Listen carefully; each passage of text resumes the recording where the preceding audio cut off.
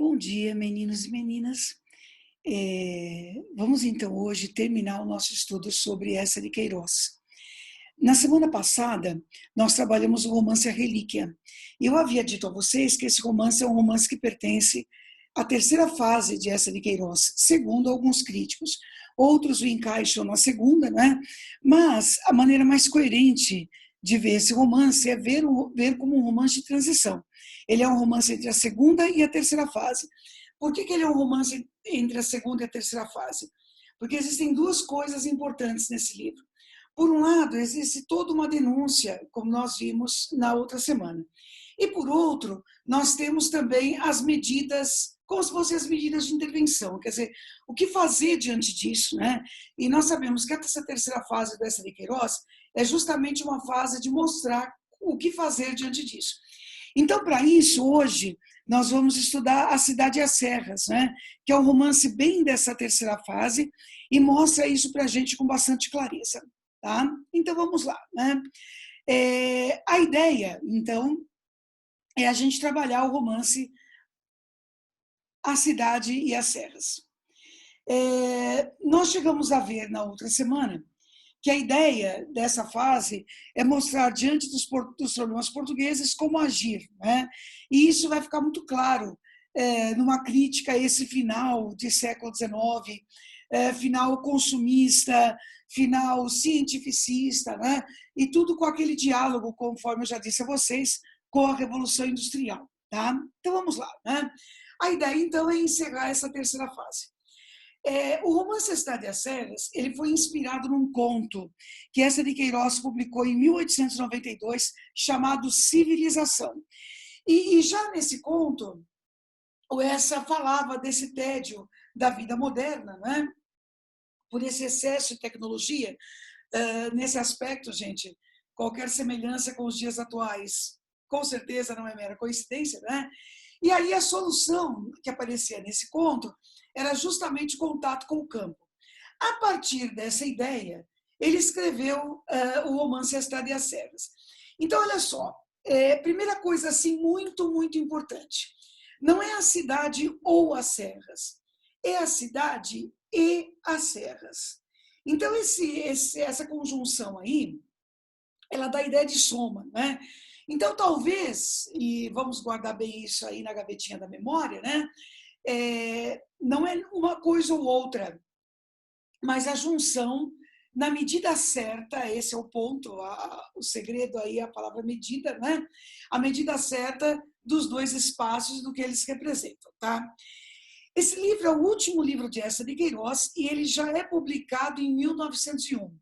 É um livro de publicação póstuma, né, que vai discutir algumas temáticas aí importantes. Uma delas, apesar do título ser A Cidade e as Serras, né, uma das temáticas discutidas é essa, é a cidade versus o campo, né, de que maneira isso se confronta. Tá?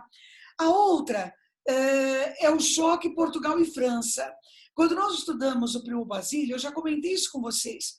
Final do século XIX é marcado por um grande movimento de imigração de Portugal.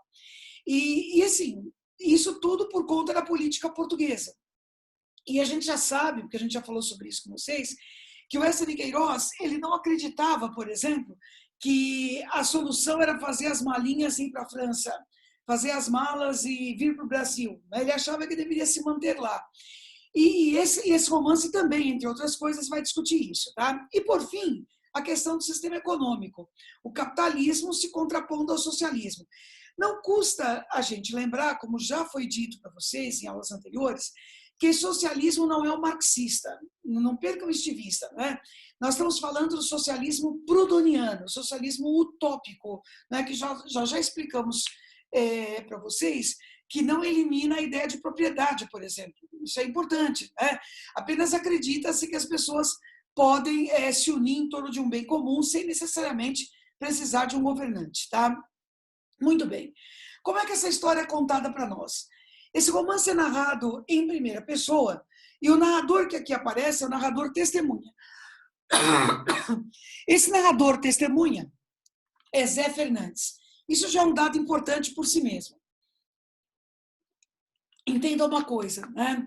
Uma coisa é eu ter um narrador em primeira pessoa, como acontece, por exemplo, no romance Dom Casmurro. Né? A gente sabe que esse narrador em primeira pessoa em Dom Casmurro, como vocês até estão lendo atualmente, né? Ele compromete toda a interpretação do livro, porque ele vai contar as coisas do ponto de vista dele. Muito bem, aqui é o contrário. Esse narrador em primeira pessoa vai dar credibilidade à obra. Por quê? Porque o Zé Fernandes não conta a história do Zé Fernandes. O Zé Fernandes conta a história do Jacinto, certo? Então, a conotação que existe nessa primeira pessoa é outra, né?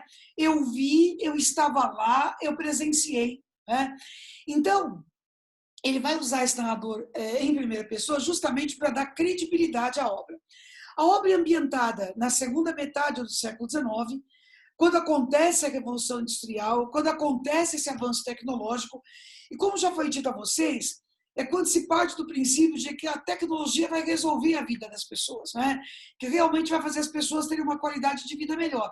Aliás, mesma discussão que aparece no filme Tempos Modernos, do Chaplin. E a gente sabe que lá o Chaplin desmistifica isso. Então, o Eça de Queiroz aqui vai fazer algo extremamente parecido com isso, tá? Bom, a obra ela poderia ser dividida em 3 grandes blocos. Existe a parte da tese, a parte da antítese e a parte da síntese, não é? A parte da tese, ela se passa em Paris. Deixa eu fazer um flashback antes da gente desenvolver essa tese. A história toda, logo no comecinho, ela tem a genealogia do nosso personagem central, que é justamente o Jacinto, né? O avô do Jacinto morava na região de Tormes, interior de Portugal. E ele era, entre outras coisas, assim, um super fã de Dom Miguel, que na época era o rei de Portugal, com uma postura extremamente conservadora dentro dessa Revolução Liberal que acontece em 1820, conforme eu disse a vocês. Muito bem. A gente sabe, já comentamos também sobre isso, que com a vitória da Revolução Liberal, o Dom Miguel vai ser expulso de Portugal. Por conta disso, o avô do Jacinto fica indignado, né? E ele resolve fazer as malas dele e vir para a França. É quando ele se instala nos Campos Elíseos, em Paris. Então, o nosso personagem, Jacinto, já vai nascer em Paris. Ele é neto desse senhor, desse Jacinto Galeão. E aí que está, né? É quando começa a tese do nosso autor. O Jacinto vai crescer em Paris. E ele não vai crescer como alguém que é dependente, né? Ele vai crescer como um indivíduo que é rico, certo? Ele vai ter acesso a tudo o que for possível, né? Tudo aquilo que o dinheiro pode comprar. Quem conta essa história, conforme eu já lhes disse, é Zé Fernandes. Né? E o que o Zé Fernandes tem a ver com o Jacinto? O Zé Fernandes conhece o Jacinto quando ambos estudam no bairro Latino, que é justamente o bairro onde estão as grandes universidades. Ele vai conhecer o Jacinto lá no tal bairro Latino. Eles vão fazer amizade de tal maneira que o Zé Fernandes visita o Jacinto frequentemente. Né? Quando eles terminam a faculdade, o Zé Fernandes é obrigado a voltar para Portugal para administrar as terras da família devido à morte do patriarca. Então ele vai para lá para administrar e vai ficar um tempo sem ver o Jacinto. Né? Mas depois volta a frequentar a casa dele. Então toda essa primeira parte, você tem o Zé Fernandes frequentando a casa do Jacinto. Muito bem. Quando o Jacinto está na faculdade, ele descobre o que ele acredita ser a fórmula da felicidade. Gente, pensem bem, né? Se alguém está atrás da fórmula da felicidade é porque não se sente feliz, né? E ele acha que encontrou essa fórmula da felicidade, que é esta que está aqui, ó. Na cabeça dele, ó, veja que é algo bem matemático, não é? Que representa esse cientificismo de final do século XIX. A suma ciência multiplicada pela suma potência é igual à suma felicidade. Em outras palavras, alguém será totalmente feliz se tiver acesso a tudo aquilo que o conhecimento pode fornecer, o máximo possível de conhecimentos, multiplica isso pelo máximo possível de poder. Gente, nós estamos vivendo o capitalismo, né? E o capitalismo, ele não tem a ver só com você ter coisas, tem a ver com as pessoas saberem que você tem coisas, né? Então, a síntese, veja que esse suma aqui, ó, é suma adjetivo, né? É no sentido de o máximo mesmo. Então, o fato é, dentro desse contexto todo, o que se deseja para se atingir o máximo da felicidade é acumular coisas, né? Então ele acredita, de verdade, que é esse acúmulo de coisas, né, que vai fazer com que ele seja completamente feliz. Então vamos exemplificar isso para vocês, né? Veja, é um acúmulo, e isso é importante ressaltar, que não é acompanhado de uma vivência, é o acúmulo. Então, por exemplo, ele vai formar na casa dele uma biblioteca que tem 30 mil volumes. Gente, 30 mil volumes. Na maioria das vezes, esses livros iam chegando, ficavam empacotados e não eram sequer abertos. Mesmo que ele dedicasse o máximo de tempo dele para ler, por exemplo, ele não conseguiria ler tudo que está disponível. E por que ele não conseguiria? Porque não há tempo suficiente para isso. Mas ele compra tudo aquilo que aparece no mercado, né? A quantidade de instrumentos de papelaria, olhe, vocês não têm noção, né? E a maioria deles inúteis, tá certo? Mas ele os tem porque, afinal, isso surgiu no mercado, ele acredita que tem que ter. Ele chegou até a cortar uma vez os dedos, né? Mexendo com esses instrumentos. Fora os aparelhos, né? Ele tinha em casa um telégrafo, um conferenciofone, um teatrofone, né? Esse teatrofone, por exemplo, permitia que ele ouvisse todas as peças que estavam acontecendo no mundo, o conferenciofone, todas as conferências. O curioso é que tudo isso, veja, você tem aqui uma tecnologia incipiente, né? Então, tudo isso funciona muito mal. Quando ele ligava esses aparelhos para ouvir, ele mal conseguia ouvir. Mesmo assim, ele tinha os aparelhos porque ele acreditava que isso era necessário. Deixa eu dar um exemplo dessa questão aí do telégrafo. Há um dia que o Jacinto e o Zé Fernandes estão lá na casa do Jacinto e ele recebe uma notícia de uma invasão que um país estava fazendo em relação ao outro pelo telégrafo. E a hora que o Zé Fernandes vê aquilo, ele se assusta, fala assim, nossa, mas que coisa, isso pode atingir você? Aí o Jacinto fala, não, mas mesmo assim a gente precisa saber. Então, veja, são coisas, né, que vão sendo ali acumuladas e fica muito claro para a gente que não tem sentido acumular isso, porque nada disso serve para nada, muito menos serve para vivenciar, né, alguma coisa boa. Muitos talheres, muitos copos, muitas comidas, muitas águas. Por exemplo, o cozinheiro do Jacinto era orientado a só fazer comidas diferentes. Se a gente pensasse aqui no Brasil, não havia na casa do Jacinto arroz, feijão, salada e bife, né? E batata frita. Não, tá certo? Eram só os pratos absolutamente exóticos. Olha, comer um prato exótico de vez em quando é muito bom, mas às vezes a fome que a gente tem é fome de comida, comida mesmo, comida do dia a dia. Isso não existia na casa do Jacinto. Gente, ele passava até fome, muitas vezes, porque enjoava daquelas comidas. Água, por exemplo, água saborizada, água carbonatada, água disso, água daquilo. Mas assim, não havia água com gosto de água, ou seja, água com gosto de nada. Num dos determinados momentos aí, o Zé Fernandes chega lá para o Jacinto e fala assim, vamos mandar o cozinheiro fazer arroz doce. Gente, um prato para lá de trivial, arroz doce. Pois o cozinheiro fez arroz doce em forma de pirâmide do Egito, então o arroz doce estava todo duro, tá certo? E de cima caiu uma calda de cereja vermelha, ou calda de cerejas ali, né? Quer dizer, é um negócio muito bonito de ver, mas não é um negócio que dá vontade de comer, tá certo? Então, na casa do Jacinto, a coisa funcionava assim. Fruta, não havia fruta com gosto de fruta. Todas as frutas ou eram compotadas, algumas mergulhadas no éter, porque acreditava-se que aí acordava o sabor das frutas. Então, coisas que de verdade não tinham sentido. Né? Os instrumentos do toalete do Jacinto eram tantas escovas, tantos sabonetes, que em vez de o do banho ser relaxante, ele era estressante. Né? Ele fazia muitos passeios porque acreditava-se que devia, enfim, que qualquer pessoa bem nascida tinha que fazer aqueles passeios. Mas o auge, gente, o auge desse acúmulo ele ajudar a sustentar a Diana de Lorge. Essa Diana de Lorge era uma prostituta de luxo.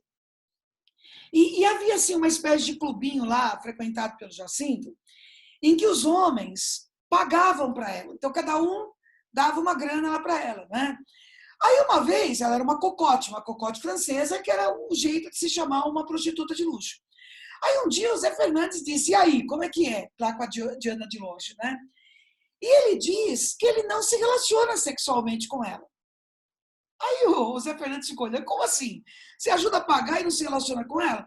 Não, eu ajudo a pagar porque Paris precisa de mulheres elegantes. Então, vejam só como são as coisas, né? Nada que o Jacinto acumula é vivenciado. Agora, o fato é, esse acúmulo todo, ó, como todos esses objetos que eu estou colocando aqui para vocês, né? Só acontece porque ele acredita que uma pessoa só vai ser tremendamente feliz se juntar essas coisas todas. Gente, olha o que eu coloquei aqui para vocês. Ele chegava a ter um instrumento para arrancar os pezinhos dos morangos. Sabe aquele cabinho que você tira com a mão e não faz nenhum esforço? Pois é, mas ele tinha um instrumento para fazer isso. Não é? Ele tinha um frenético remexedor de saladas. Ele acumulava cargos, porque afinal ele era um homem rico, um homem importante, e acumulava esses cargos todos. Mas, de verdade, olha, é o de sempre, ele não curte nada disso. Até que o 202, que era a mansão lá que o Jacinto tinha, nos Campos Elíseos, começa a dar problema, tá certo? Ou seja, os canos começam a estourar, os aparelhos começam a quebrar. E em vez de ele perceber que, na verdade, era a chance que ele tinha de mudar o estilo de vida, o que ele faz é fazer uma reforma para voltar tudo ao que era ou pior do que era antes. O Zé Fernandes percebe que isso só faz o Jacinto isso só deixa o Jacinto entediado, porque nada disso para ele é interessante no sentido de curtir o que está acontecendo. Mas sabe aquela história, gente? Quem liga? Quem se importa? Ninguém se importa, certo? O fato é isso que vai acontecer porque ele acredita ainda que o acúmulo é o jeito de ser feliz. Se ele acumulasse só coisas, tudo bem, não é? Enfim, tudo bem em termos, mas menos mal, vamos colocar assim. Mas ele acumula pessoas também. Vejam bem, ele se relaciona sexualmente com a Madame de Oriol, ela é uma amante dele, e ele não gosta dela, enfim, o suficiente para isso. Ele chega a dar uma festa na casa dele, para o Grão-Duque, uma festa que ele não queria dar. Acontece que esse Grão-Duque pescou um peixe muito raro, que era o tal peixe da Dalmácia, e ele mandou esse peixe para a casa do Jacinto, vejam só, para que o cozinheiro do Jacinto preparasse esse peixe e oferecesse aí um jantar em homenagem ao Grão-Duque. Gente, ele não estava nem afim de fazer isso, mas fez. É porque, socialmente, seria importante que ele fizesse. Nessa festa, só para vocês terem uma noção, aparece essa Madame de Trèves, por exemplo. E ele caracteriza essa Madame como alguém que é dotada de uma sublime falsidade. O fato é, o Jacinto é cercado de pessoas falsas, mantém isso, não se sente feliz com isso, mas conserva essa situação. A frase que ele mais repete é uma seca, é uma amassada. Isso, nos dias de hoje, é você dizer que é um saco, que é um tédio, que você não aguenta mais fazer isso. Bom, a melhor frase que sintetiza o Jacinto é essa dita por um dos seus empregados. Sua Excelência sofre de fartura. Então, ele tem demais. Né? Então, ele sofre, está sempre entediado, porque tem demais, não é? E, com certeza, não sabe o que fazer de tudo isso. Bom, as coisas vão assim até que ele recebe um telegrama. Esse telegrama vem das suas terras, lá de Portugal, parênteses aqui. Lembra que no comecinho eu falei para vocês que o avô do Jacinto era lá de Portugal? Então, quando ele vem para a França, ele mantém as terras dele lá em Portugal. E há um administrador. Então, os dividendos dessas terras são dividendos mandados para a França. Então, ele vai viver desses dividendos aí, então, do dinheiro que vem lá de Portugal. Olha, gente, essa é uma das críticas do Eça de Queiroz, né? O dinheiro, ele sai da produção lá de Portugal, mas ele não é aplicado em Portugal, ele vem para a França. E ele é gasto na França. Guardem bem isso, tá certo? Bom, o fato, gente, é que chega um telegrama dizendo que houve uma grande tempestade lá nas suas terras.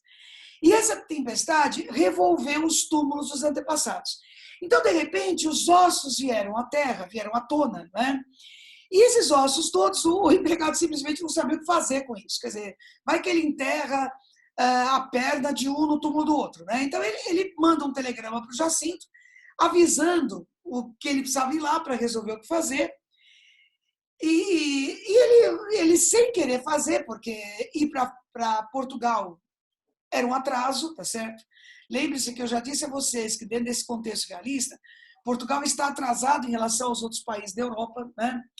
E a frase que sai do Jacinto, vejam bem, é esta: é muito grave deixar a Europa. É curioso, né? Pelos nossos conhecimentos de geografia, até onde a gente sabe, Portugal fica na Europa. Mas quando ele diz tudo isso, é como se Portugal vivesse um atraso tão grande, não é? Que é como se Portugal não fosse na Europa. Né? É assim que ele encara. Bom, toda essa primeira parte, ela é caracterizada pela ausência. Veja, é paradoxal, mas dá para entender. Né? Ele acumula, acumula, acumula, mas ele não curte nada disso. Certo? A segunda parte, que é o momento de antítese, né? É justamente o oposto disso. Se na primeira parte não existe prazer em acumular, de um jeito assim bem moralista, você vai ter um Eça de Queiroz que vai mostrar para ele o prazer de vivenciar, mesmo com pouca coisa acumulada. A primeira parte é caracterizada pela ausência. A segunda parte é caracterizada pela plenitude. Né? Então, o que o nosso personagem vai fazer? Ele pega o trem, tá certo? E vai para Portugal. E os problemas já começam quando ele vai. Vejam bem, as malas vão parar em outro lugar. Vão parar na Espanha, porque há um extravio dessas malas. O telegrama que ele mandou para o Silvério, caseiro lá das terras, não chega. Então ele vai chegar a Portugal com a roupa do corpo, não há ninguém esperando, e assim, o táxi, entre aspas, que ele pode tomar para ir até a terra, na verdade é o lombo de um burro, né, que vai levá-lo até lá. Então, é quando o Eça de Queiroz começa a mostrar para você que a tecnologia falha. Veja, já começou com os desastres do 202, né? Mas o auge é aqui, quer dizer, o telegrama não chega, a pessoa não é avisada, as malas se extraviam, né? O fato é que desse jeito é que ele vai chegar a Portugal. Quando ele chega às terras dele, veja, ninguém está esperando por ele lá. Mas o nosso personagem, o Jacinto, não é um indivíduo, como é que se diz, injusto, né? Ele não vai brigar com o empregado, porque ele sabe que o empregado não teve culpa nenhuma disso. Ele é recebido, tá certo? E nós temos o início dessa antítese, que simbolicamente é esse retorno às origens. Né? Você tem o nosso personagem voltando para o campo. A questão é que essa coisa de voltar para o campo, diferentemente do romantismo, não tem a ver com esse é o meu país, eu amo o meu país, aquela coisa patriótica. Tem a ver com o contraponto em relação à cidade mesmo. É a cidade que é marcada por todo o capitalismo resultante da Revolução Industrial e o campo, que é o lugar ao qual isso ainda não chegou. E ele vai ter que experimentar isso. Bom, quando ele chega lá, né, já acontece algo estranho, né? Porque, como eu disse, tudo falha, né? As malas dele vão parar em outro lugar. E o caseiro que está lá, gente, ele vai fazer o que ele pode, né? Olha, o senhor está com fome, quer comer alguma coisa, tem alguma coisa que minha mulher fez, né? E ele vai oferecer para ele arroz com favas. Olha, gente, arroz com favas, só para vocês terem uma noção, é como se a gente oferecesse aqui no Brasil, para alguém, arroz e feijão, sem mais nada. Só arroz e feijão. Então, é só para você ter uma noção de que é um prato simples. Segundo o Jacinto, ele não gostava de arroz com favas. Só que a gente descobre nesse momento que ele não gostava porque não tinha o costume de comer. Porque, gente, ele come, viu? Mas ele come muito. O empregado chega a ficar com medo de que ele vai passar mal. Aí ele vai dormir.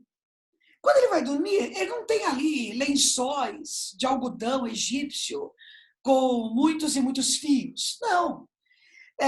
O lençol é um linho caseiro, não é um linho que é tecido no próprio Portugal e que não tem a fineza do linho que a gente sabe, né, que a gente usa hoje.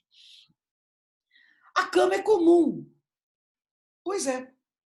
Ele que vai ter acesso a coisas tão simples, vai comer muito bem e vai dormir muito bem.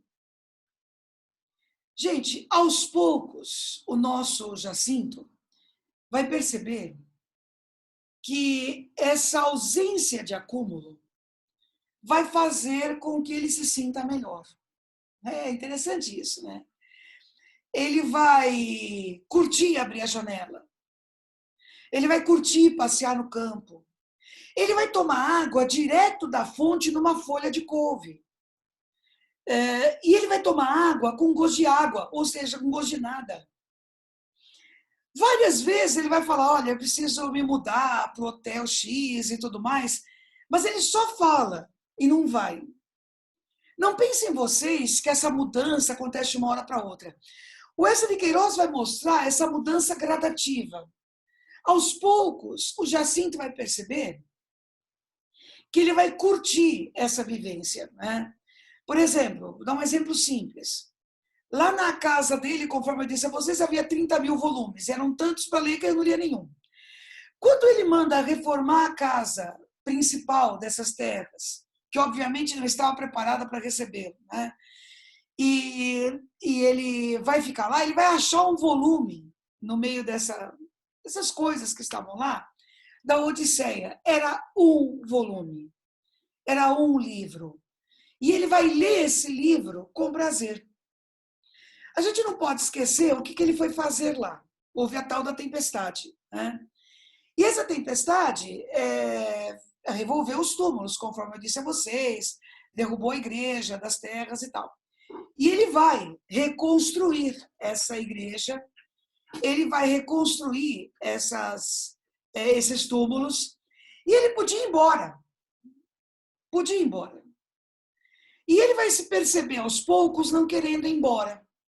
Ele curte observar o crescimento das árvores, ele curte o banho, que não tem 39 escovas, ele curte ler a Odisseia, a tal ponto que ele chega para o Zé Fernandes e fala assim, olha, eu vou investir aqui, vou fazer um negócio aqui.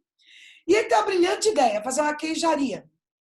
Aí o Zé Fernandes pergunta assim para ele, então, como é que você vai fazer a queijaria? Ele pensa em colocar vidros e usar instrumentos tirados de não sei onde, enfim. Aí ele pergunta assim, escuta, Zé Fernandes, por quanto você acha que eu posso vender o queijo, né? Olha, entre 250 a 300 mil réis. Gente, era uma fortuna, ninguém ia comprar um queijo nesse valor. Aí ele arregala os olhos, então, se você quiser fazer uma queijaria desse jeito, né? Você não vai ter lucro nunca com o queijo, né? Isso foi um jeito de mostrar para vocês que o bichinho do acúmulo estava lá ainda. E nisso, Eça de Queiroz, ele é muito consciente. Ele não vai mostrar para você uma reforma que acontece de uma hora para outra, sabe? É muito importante você visualizar isso.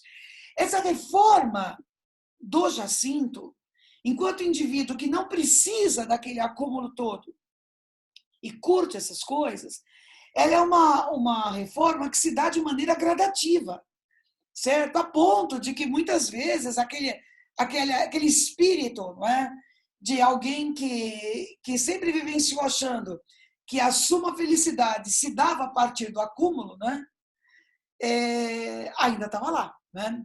Bom, as coisas vão assim até o momento em que começa a síntese do livro. Um dia ele está passeando ali junto com o Zé Fernandes nas suas terras e um rapaz vai lá até ele e pede dinheiro. E ele é achou aquilo esquisito, né? Ele deu dinheiro para o rapaz e perguntou para o Zé Fernandes, mas o que é isso? O que está acontecendo aqui? Aí o Zé Fernandes fala para ele que a mulher desse rapaz estava doente e ela precisava de dinheiro para se tratar. Então, o Jacinto diz assim, então, mas é só levar a mulher ao médico. Aí o Zé Fernandes dá risada, né? Olha, com essa estrada que nós temos aqui, se ela for levada ao médico, ela morre antes. E pela primeira vez, o Jacinto descobre que pessoas que trabalham para ele que tem muito dinheiro, presta atenção, passam necessidade. As pessoas moram em casas úmidas, as pessoas ficam doentes e as pessoas têm fome. É quando ele diz isso que está aqui no slide para o Zé Fernandes. Fome? Então ele tem fome? Mas que fome, que miséria, Zé Fernandes. Eu nem sonhava.